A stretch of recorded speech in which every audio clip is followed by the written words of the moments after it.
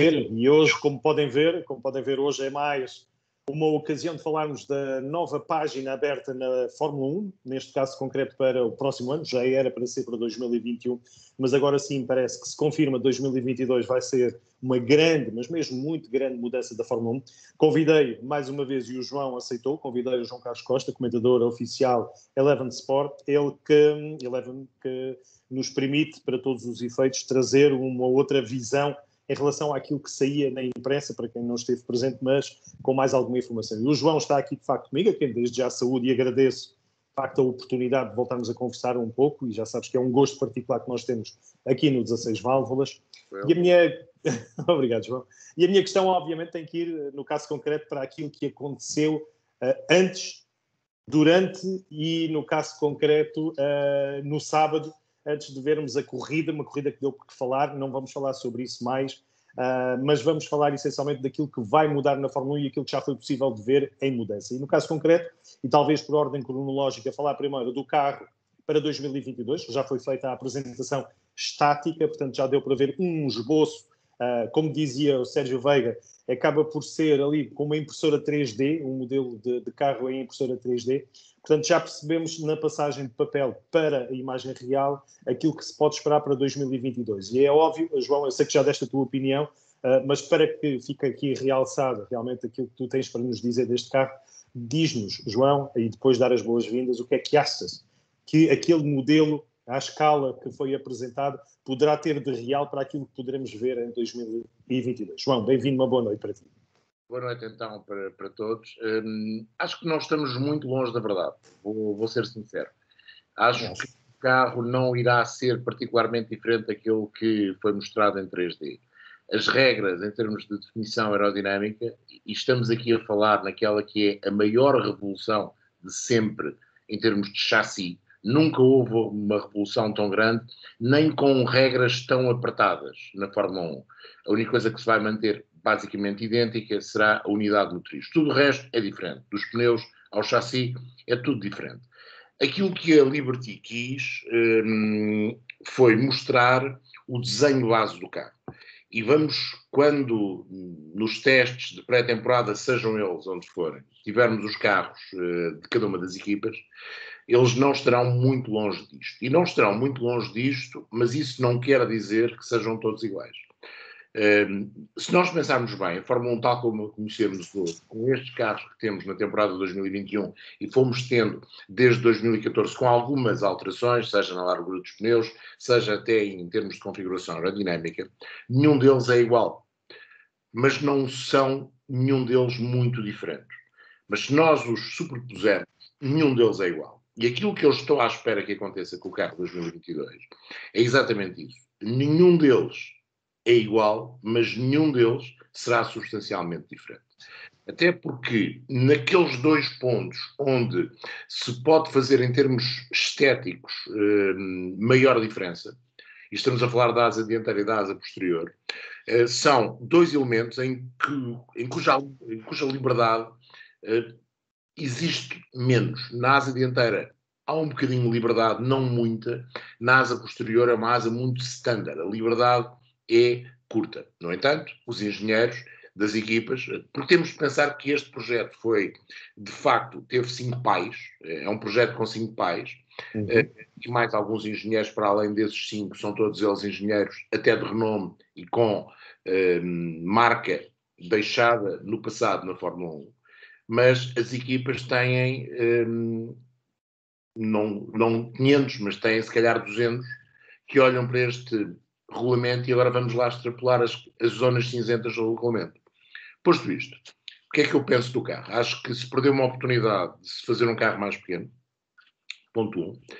Ponto 2, eu gostava de um carro mais leve, mas tendo em conta a necessidade de aumentar a segurança, sobretudo na zona de impacto lateral, mas também na zona de impacto frontal, era particularmente difícil fazer um carro mais leve, e este carro é até mais gordo do que o que temos atualmente, e a diferença é muito, muito grande. Estamos a falar de uma diferença que chega, em termos de peso mínimo, passa dos 752 para os 790 quilos, sendo que 14 desses quilos de diferença têm a ver com os pneus. As jantes e os pneus de 18 polegadas significam mais 14 kg. 3,5 kg mais ou menos em cada uma das 4 rodas. Portanto, 2 pontos que eu acho negativo. Apesar de uma distância entre eixos mais pequenina, o carro é grande. Apesar de eu perceber a necessidade de nunca voltar atrás e nunca ter medo de assumir que este peso é por causa da segurança, mas eu gostava que o carro fosse um bocadinho mais leve. Esses são os 2 pontos negativos. Relativamente àquilo que é a proposta da Liberty, para permitir que o carro que vem atrás ande mais perto do carro que vai à frente, chapeau. Se o conseguirem, é fantástico. Foram feitas muitas, mas mesmo muitas horas de simulação por parte da equipa da Liberty, liderada por Ross Brown, mas que tem nomes como o Pat Simons, o Nicolas Tombazzi, o Dominic Harlow e ainda o Jason Somerville, que dispensam qualquer deles apresentações. Claro que não têm os meios de uma equipa de Fórmula 1 e sobretudo das grandes equipas de Fórmula 1, mas criaram um projeto interessante em termos básicos. Vamos lá reduzir o ar sujo, o ar que vai para o carro que vem atrás, e vamos tentar que haja mais luta direta. Se isso vai acontecer ou não, eu acredito que sim, que vai ser possível andar mais na traseira do carro da frente. Acho, de qualquer forma, que os números que a Liberty avança, de melhoria, ou neste caso, de um ar menos estragado na traseira do carro e ao longo de todo o carro que está na frente, criar aquela turbulência, aquela esteira, usando uma expressão mais marítima, mas de facto também se usa na aerodinâmica para o carro que vem atrás. Acho que os números da Liberty são um bocadinho apetitosos demais para aquilo que vamos poder saborear depois ao longo das próximas temporadas. De qualquer forma, não me desagrada a estética, podiam ter optado por uma estética diferente. Acho algo melhor incorporado, não concordo absolutamente nada que este carro tenha um ar de Fórmula Indy ou de A1GP, acho que é um erro. Quem julga assim, volto a dizer, os carros podem ser parecidos, mas serão parecidos tal como os atuais são, parecidos mas totalmente diferentes uns dos outros. E depois, vamos ver também outra questão, que vai um bocadinho para lá daquilo que é a definição do carro. É o resto que muda. E o carro torna-se mecanicamente mais apetecível e aerodinamicamente mais apetecível, pese embora haver muito menor liberdade aerodinâmica e menos liberdade mecânica. Só o facto de passar a ter 2 amortecedores à frente e dos pneus de 18 polegadas obrigarem a que a suspensão trabalhe mais, já está aí uma coisa diferente. Só o facto de haver aqueles túneis de efeito de solo que vão ser terrivelmente explorados para as equipas, ainda que estejam muito bem definidos no tamanho, mas as equipas vão explorá-los. E poderá estar aí boa parte daquilo que será o lado inventivo deste Fórmula 1 a partir do próximo ano. E há também toda a zona entre as rodas, não é? O capô motor, mesmo o habitáculo. Acho que vamos ter ali algumas surpresas. E vamos ter velocidades de passagem em curva, acredito eu, mais rápidas. Vamos ter um carro num tempo por volta ao redor dos circuitos mais lento, mas acredito que isso em 1-2 anos será completamente contrariado pela capacidade inventiva dos engenheiros. Agora, acho que a FIA e a Liberty, a não ser que as coisas corram muito mal, e tendo em conta que este carro começou a ser projetado, esta ideia começou a ser projetada em 2017 e as equipas tiveram basicamente 2 anos, porque o regulamento já tem muito tempo de conhecimento público e com este atraso na entrada em vigor deste regulamento para 2022, as equipas ficaram de facto com 2 anos para trabalhar no carro. Acho que até pensando naquilo que são os tetos de gastos da Fórmula 1, acho que não se deve mexer no carro até 2025. O carro de 2022 deverá ser 2022, 23, 24, 25 em termos de regulamento base, a não ser que algo se comprove que está muito, muito errado. Bom, João, deixa-me então perguntar a propósito disso, porque era uma ideia que eu tinha aqui, só para perceber em relação ao desenho do carro, que alguém conseguisse dar aqui um pouco mais de detalhes, mas sabemos que de forma cíclica na Fórmula 1 temos o reaparecimento, o desaparecimento parcial ou total dos reabastecimentos. Eu pergunto-te, e aqui porque não tive a ocasião de ver o carro em detalhe, se há algum tipo de, a nível de construção, há alguma possibilidade de pensarem que se possa colocar ali alguma coisa para permitir no futuro, 2025, 2026, o reabastecimento. Não é? o carro, isso poderá acontecer quando surgirem os novos motores a partir de 2025 ou 2026, vamos ver como isso surgirá. Está em cima da mesa outra vez a hipótese do reabastecimento. Eu não sou fã dos reabastecimentos. Acho que só acrescenta um elemento de perigo, a não ser que sejam reabastecimentos demorados, como acontece nas provas de GT ou nas provas do Campeonato do Mundo de Resistência ou no IMSA, que são reabastecimentos com um débito de combustível para dentro do depósito, que não tem nada a ver com a velocidade que foi usada na Fórmula 1 enquanto houve reabastecimento. Eu acho que não. Acho que aí estamos completamente fora de questão. Acho que, como eu disse, a ideia de tornar o carro menos aerodinamicamente sensível quando se vai atrás e um carro que provoca menos sensibilidade aerodinâmica para o carro que está atrás, acho que é uma ideia fantástica. Se vai resultar, eu não gosto muito, deixa a futurologia para a Maia. Acho que sim, acho que pode resultar. E volta àquilo que eu estava a dizer, acho que mudanças no regulamento só por sugestões das equipas ou porque a Liberty e a FIA, atenção, estamos a falar de um regulamento técnico, é sempre um regulamento de FIA, ainda que seja a Liberty que possa dar a ideia, mas o regulamento é FIA. Só se houver necessidade é que se deve mexer nesse carro. O que é que pode dar em termos de revolução no pelotão? Claro que há sempre a hipótese, quem não se lembra, do que aconteceu com o Brown, que de repente descobriu qualquer coisa e ganhou o título 2019 em meio campeonato. Ou 2009, aliás, em meio campeonato. Não acredito, sinceramente, em termos de escalonamento de competitividade. Acho que a Mercedes, a Red Bull e a Ferrari voltam a ter aqui preponderância. Depois vamos ver se a McLaren consegue dar o salto, se a Alpine dá também mais um salto, mas acho que entre estas 5 estará a chave para se lutar pelos melhores lugares. Porque são aquelas que têm maior capacidade financeira. Aqui, o Dark Horse é a Aston Martin. Se tiver essa capacidade financeira, e para já o Lawrence Stroll está convencido que vai ter e quer apostar, então esse Dark Horse pode se transformar num cavalo por sangue árabe e pode também entrar nessa batalha. As outras equipas vão ficar atrás, mesmo a Williams vai ficar atrás, mesmo a AlphaTauri vai ficar atrás.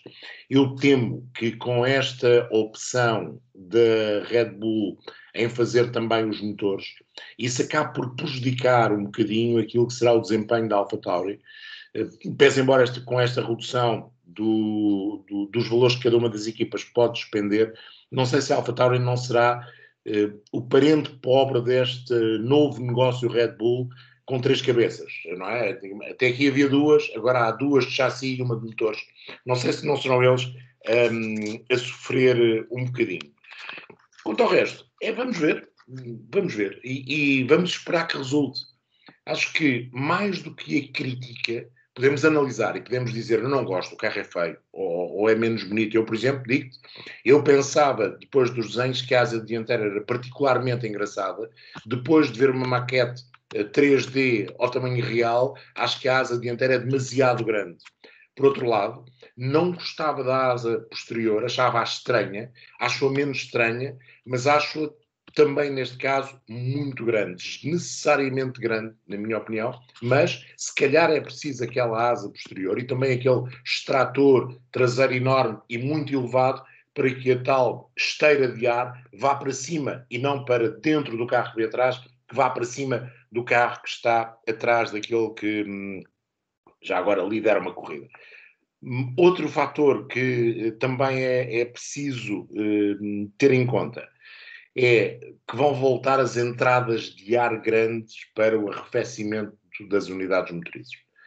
Com esta nova configuração aerodinâmica, o corpo fechado dos atuais Fórmula 1 deixa de ser uma necessidade absoluta, até porque há o tal túnel por baixo do carro, o efeito sol, mesmo sem saias. Vamos ver como é que as equipas vão aproveitar essas entradas de ar e a possibilidade de elas acontecerem. Elas estavam muito... No site pods, João? No site pods estás a falar disso? Ou não, ou noutro sítio. Como é que eles vão aproveitar isso? Os homens dos motores chegaram nesta altura a um estágio em que a refrigeração do motor já não precisa de tanto ar. Okay. Vamos ver se eles vão aproveitar isso para refrigerar melhor os motores e com isso tentar tirar maior potência dos motores ou se vão usar esse sistema para criarem condutas internas que possam permitir também elas o melhor trabalho aerodinâmico. Uma vez mais, independentemente de tudo, acho que mesmo com o efeito solo, a asa dianteira, mesmo sendo muito parecida em todos os carros, mas sobretudo a parte de trás do carro, tudo o que vá para lá do habitáculo vai ser decisivo para se ter um carro competitivo. E não excluo, claro, a unidade motriz, mas aqui estamos a falar só em termos de chassi. E depois vamos ver os pneus, o que é que trazem de novo. Sobretudo vamos ver se a Pirelli consegue fazer um pneu de 18 polegadas que não seja tão temperamental relativamente ao aquecimento dos mesmos. À forma como aquece ou não aquece, os timings de aquecimento e depois também a variável de performance que muitas vezes vem demonstrando o mesmo pneu, vamos supor o C5, de uma pista para a outra varia de uma forma incrível. E quando se espera uma coisa, sai outra. Ainda este fim de semana em Silverstone, deu para perceber que os pneus duros tinham muito mais dificuldade em ser estáveis na sua degradação do que os médios. Os médios comportaram-se muito melhor. E vamos esperar que a Pirelli possa fazer um trabalho com estes pneus de 18 polegadas para que isso não aconteça e para que haja, de facto, verdadeiras diferenças entre o pneu mais macio e o pneu mais duro, independentemente da escolha do fim de semana, ser C1, C2, C3, C4 ou C5. Muito bem. João, vamos para o segundo tema que eu tinha pedido para que desse a tua opinião. Falemos da festa prévia para o Grande Prémio. Festa que começa na sexta-feira agora, mas só em 3 grandes prémios, para já previstos apenas Silverstone, depois também Monza e Brasil, é aquilo que está previsto. Pergunto, na tua opinião, João, como é que viste a festa na sexta-feira que foi feita para o George Russell em particular, por ter alcançado alguma coisa que depois veio-se a saber, na altura que era a contar a sério, não contou para nada. Isto é, temos à sexta-feira uma definição para a corrida que vai definir a grelha, portanto aqui mais uma corrida. E como é que tu viste então esta sequência que nos levou à formação de grelha depois de uma corrida, ao contrário de como acontecia anos e anos, e como é a tradição da Fórmula 1, de ser num conjunto de uma hora, cada um dar o melhor de si e estar na primeira posição. João, como é que tu encaraste esta tentativa, esta brincadeira da Liberty, vamos dizer assim? Eu sei que a Liberty tem mais coisas na manga e vai ter mais coisas. Sinceramente, não achei mal. Claro que eu mudava algumas coisas. O pole position é o homem que faz a volta mais rápida na qualificação tem de ficar com esse crédito. E o que se viu foi que na sexta-feira, apesar da qualificação ter sido animadíssima, o homem que fez a pole position ficou sem crédito nenhum. Aquilo do King of Speed, por amor de Deus. Eu sou um bocado tradicionalista no que diz respeito aos regulamentos da Fórmula 1. Aceito muitas mudanças e até experimentações em campeonatos que não a Fórmula 1, ou seja, aqueles campeonatos mais tradicionalistas que ajudaram a fazer o nome do desporto motorizado. Não me choca ver a votação dos fãs para dar potência na Fórmula E, ir buscar um bocadinho mais. Não me choca. A Fórmula E é uma coisa diferente. Na Fórmula 1, chocar-me-ia muito. Não me chocou. Posso dizer que sexta-feira foi um dia animado. Sábado gostei da corrida. Eu se calhar faria a corrida um bocadinho mais curta. Vou-te ser muito sincero. Acho que 75 km serviriam para fazer exatamente o mesmo tipo de show. Foi interessante ver que apenas 4 pilotos acabaram por partir para a corrida antes das penalizações, na mesma posição em que teriam feito se não tivesse havido aquela, vamos chamar, corrida sprint sem medo nenhum. Não desgostei. E depois gostei de outra coisa. É que apesar de se mudar a forma como se chegou ao Grande Prémio, o Grande Prémio não foi mudado por nada do que aconteceu no sábado, nem na sexta-feira. Por acaso. O prémio voltou a ser o Grande Prémio. O que é que isto vai dar é outra questão.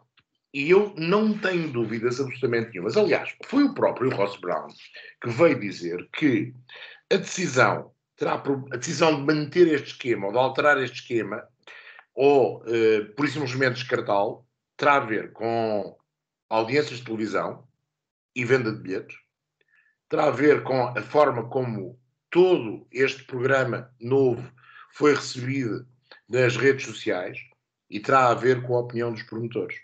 Portanto, fica a ideia que a opinião dos pilotos e até das equipas aqui não será muito tido em conta.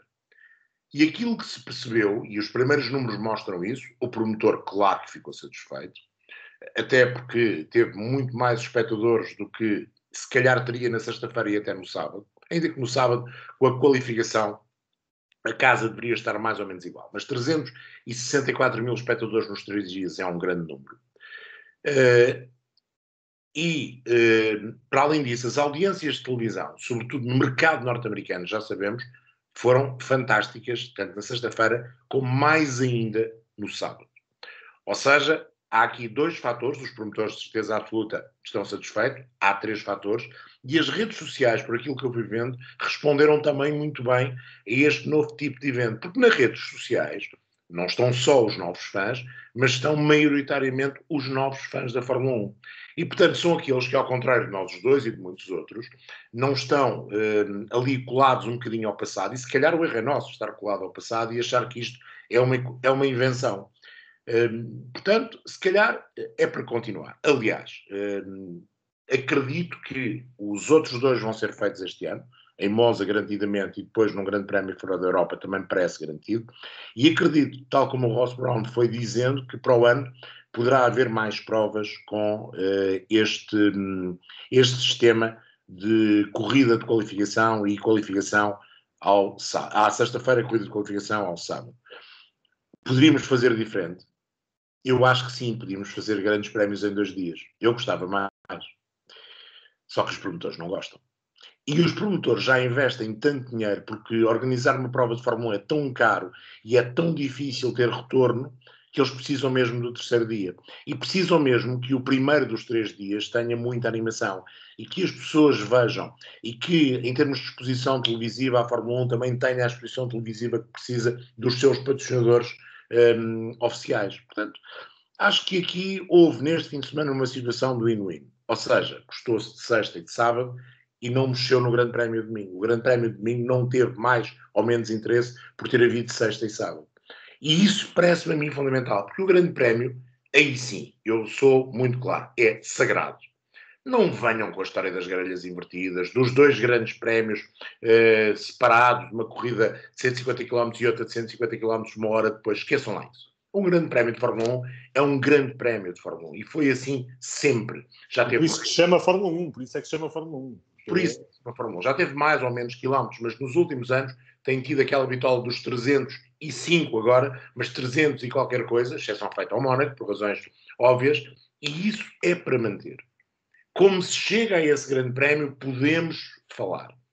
Resultou aqui em Silverstone? Resulta em Monza? Eu acho que sim. Agora, não vai resultar em todos os circuitos. Não vai resultar nunca no Mónaco. Acabou por ser a tempestade perfeita, João, porque foi aquela em que puderam ir mais pessoas, em que um inglês anda ali a tentar fazer pela vida.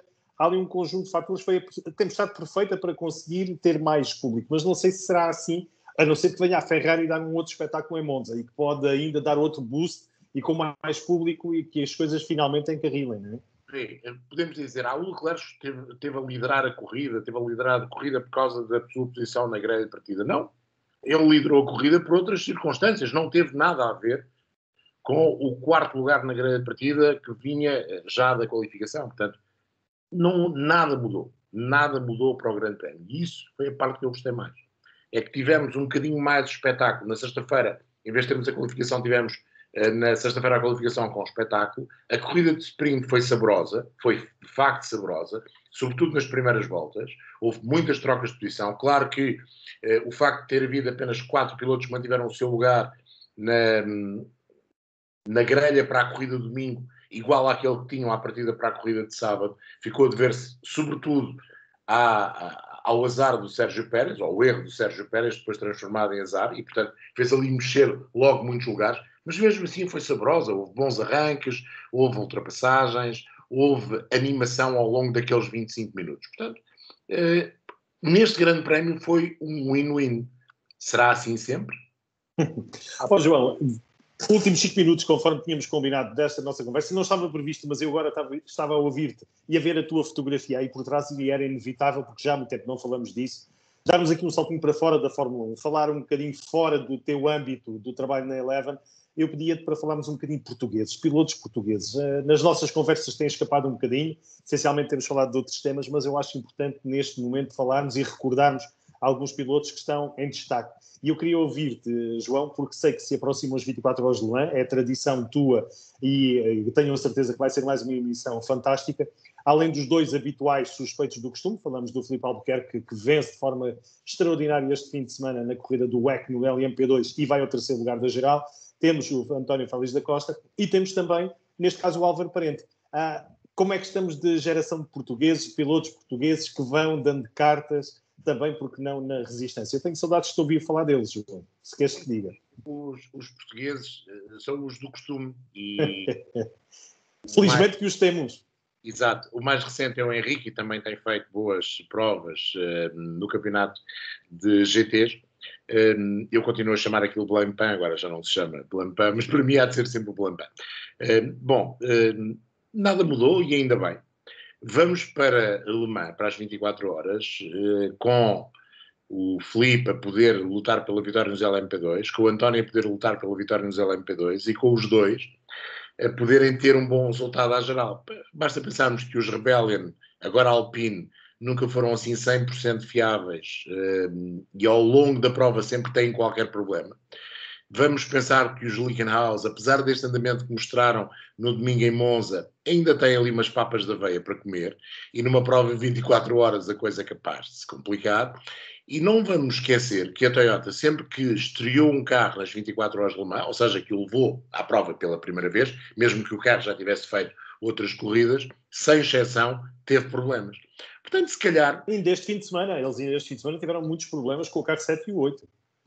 Sobretudo com o carro 8, o 7 lá foi andando. Lá foi, e lá desligaram a chave e deram a chave outra vez e aquilo que resultou.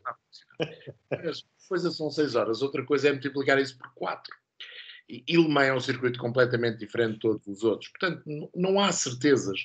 Eu digo muito sinceramente, já quando houve aquela situação em que o LMP2 liderou durante muitas horas, mas depois acabou por ser o Porsche a conseguir a última vitória em 2017, eu, a determinada altura, assustei-me, porque acho que é uma má propaganda, e digo isto sem problema nenhum, para as corridas do WEC se em Le Mans ganhar um LMP2. Aquela coisa do David contra o Golias e faz parte da história do desporto motorizado, esqueçam lá. Acho que é uma má propaganda. Ainda que para nós nos desse um gozo enorme, sobretudo se essa vitória dos LMP2 fosse no carro do Filipe ou com o carro do António, se quiserem até, tal como aconteceu o ano passado, ainda que somos LMP2, um em primeiro e outro em segundo, independentemente da ordem. Isso é que era. Mas acho que era uma má propaganda para a disciplina, sobretudo neste primeiro ano deste regulamento hipercar, que depois... João, mas desculpa lá só fazer-te este comentário, mas também são poucos carros na LMP1, vamos dizer assim. Torna-se fácil acontecer uma coisa dessas. Claro. Mais carros, não é? Claro que pode acontecer. Mas não é normal não ganhar um carro da categoria principal. E acho que não é uma boa propaganda para essa categoria, mais ainda quando toda a gente está a falar naquilo que aí vem, no 2022 e sobretudo no 2023, com muitas marcas a quererem entrar. Ainda hoje tivemos a confirmação, por exemplo, a Ferrari, o seu hipercarro vai ter, tal como o Toyota, tração às 4 rodas com motores elétricos à frente. Portanto, quando se fala tanto deste campeonato WEC e também do campeonato IMSA com os hipercarros e os LMDH, no primeiro ano da vigência do regulamento ganham o LMP2, que é o carro velho, é o carro que vai ser descartado. É nisso que eu digo que, se vier a acontecer, é uma má propaganda para o campeonato. Acho que as pessoas não vão receber essa notícia de bom grado. Nem vão achar que é a melhor maneira de promover um campeonato que tem tudo para, de facto, ser o melhor ou um dos melhores da história das provas de resistência desde sempre. O que aí vem. Portanto, vamos lá deixar que a Toyota ou a Alpine ou até a Glickenhaus ganhem. Fica-nos, se calhar, o sabor amargo de não ser o LMP2 com um dos pilotos portugueses a ganhar, mas deixem lá ser um hipercarro ou um hipercarro disfarçado como é o Alpine poder ganhar. Depois há a questão do Álvaro Parente. Finalmente, houve um hiato nos últimos meses do Álvaro Parente ao volante de um carro minimamente competitivo. E desta feita, ainda que não seja um carro de topo, mas é um Porsche que em Le Mans, naquela categoria, mesmo contra carros oficiais, poderá ter uma palavra a dizer. E não tenho absolutamente dúvida nenhuma, apesar do Álvaro não ter assim umas enormes recordações de Le Mans, que o Álvaro, quando sentar a parte final das costas no automóvel, é para andar depressa. E, portanto, estamos tranquilos, e é sempre bom. E é pena que em vez de serem 3, não sejam 6, ou 7, ou 8. Mas essa é a outra questão. Porque, de facto, nós estamos a viver uma situação em que o Pedro Lamy já se percebeu que está em fim de carreira. O João Barbosa, não estará longe que isso aconteça. E depois, se retirarmos o Henrique Chaves, a coisa está um bocadinho para o cinzento escuro. Vamos acreditar que estes miúdos que estão no karting e alguns que já estão a dar o salto para as Fórmula 4 possam vir a fazer carreira. Mais, vamos acreditar, ainda que desejando sempre que um deles vá longe nos fórmulas, que eles, os pais, os patrocinadores, aqueles que gerem as suas carreiras, percebam, a determinada altura, se não houver dinheiro ou se não houver tal luzinha ao fundo do túnel para chegar à Fórmula 1, percebam que em outras categorias, como muitos outros pilotos estão a fazer, há vida para lá da Fórmula 1. Eu gosto muito da Fórmula 1, mas há vida para lá da Fórmula 1. E ganhar as 24 horas de Le Mans, mesmo à classe, é um grande resultado. Fica bem em qualquer palmarés. Hoje em dia, apesar de não serem fortunas, mas está a pegar-se razoavelmente bem para um piloto de destaque jovem para fazer provas de resistência. Não vão ganhar 50 milhões, não vão. Até porque na Fórmula 1 já ninguém ganha 50 milhões. Mas podem fazer uma vida muito simpática e com outra particularidade. Podem fazer uma vida de muitas décadas como piloto profissional. E ir ajustando a sua competitividade, ir ajustando até os programas que vão fazendo, consoante o passar dos anos. Felizmente, o Filipe e o António ainda estão naquela idade, e o António mais até que o Filipe, de nos poderem ainda dar muitos anos em lugares de topo, mas não fica mal no palmarés de ninguém, como aconteceu com o Pedro Lamy. A determinada altura deixou de ter lugar numa equipa da classe principal e foi correr para o GT EAM. E mostrou, bastas vezes, que não tinha perdido golpe de volante. Portanto, é preciso saber gerir a carreira. Mas, primeiro que tudo, é preciso ter carreira. E eu, nesta altura, não vejo assim tanta gente. Infelizmente, é verdade. A ter capacidade financeira, a ter apoio e às vezes também a ter discernimento para fazer as melhores escolhas para ter carreira. Muito bem. João, neste caso, para a parte final, agradecer mais uma vez a tua disponibilidade. Muito mais a vir para falar, mas vamos guardá-lo. Tens algum tipo de novidade que possas já levantar no véu, uma pontazinha pequenina, porque nós vamos ter que fazer depois uma entrevista especial sobre isso, das edições, ou pelo menos da edição deste ano das 24 horas de Le Mans, da tua parte? Alguma coisa que possas já revelar? Basicamente é mais do mesmo. Costuma dizer como é que é a equipa que joga. Ganha não se mexe, não é? A equipa que ganha não se mexe. Não quer dizer que nós sejamos uma equipa ganhadora. Houve uma coisa que nós fizemos na emissão deste ano e que vamos voltar a fazer. E acho que resultou. Durante muitos anos eu fiz normalmente toda a emissão. Este ano, o último ano, aliás, eu resolvi que tinha de interromper a presença ao microfone durante algumas horas, deixando, digamos, que o comando da emissão ao Miguel Roriz ou ao Vítor Sousa. A emissão será feita, para já, a 4, eu, Ricardo Grilo, Miguel Roriz e o Vítor Sousa. Não está fora de questão que haja 2 equipas e que haja 2 turnos de 12 horas. Muito possivelmente eu e o Ricardo, e a outra equipa será o Vítor Sousa com o Miguel Roriz. Mas para já ainda é apenas um projeto. O que é que eu sei? Sei que vamos dar tudo. Sempre que houver carros em pista, o Eurosport dá. Tirando isso, e dá no 1. Portanto, tirando isso, não há assim mais novidades, até porque o Grupo Discovery e o Eurosport assinaram normalmente um contrato para manterem as provas do WEC, e como têm visto este ano, têm sido muito mais as horas de emissão das outras provas que não as 24 horas de Le Mans, porque essa damos sempre na totalidade, mas ainda este fim de semana o Eurosport deu 6 horas da prova de Monza. Na prova de Portimão das 8 horas demos mais de metade da corrida, e esta, acredito, é uma situação para se manter. Não prometo que para lá de Le Mans todas as provas sejam transmitidas na íntegra, mas se não for na íntegra é muito, muito perto da íntegra. Muito bem, mas depois fazemos um especial.